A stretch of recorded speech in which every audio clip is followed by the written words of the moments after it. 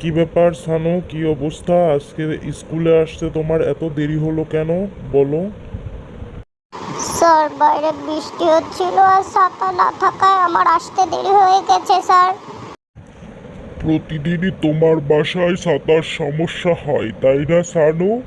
যাও জায়গায় গিয়ে বসো। স্যার, আমি কি আপনার সাথে একটা কথা বলতে পারি স্যার?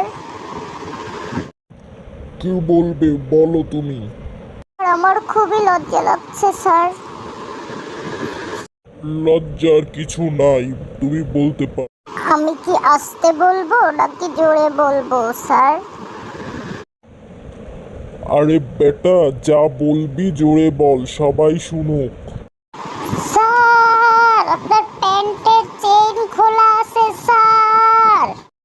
হারামজাদা, এটা এত জোরে বলার কি আছে? চিৎকার করে আস্তে বল, আস্তে।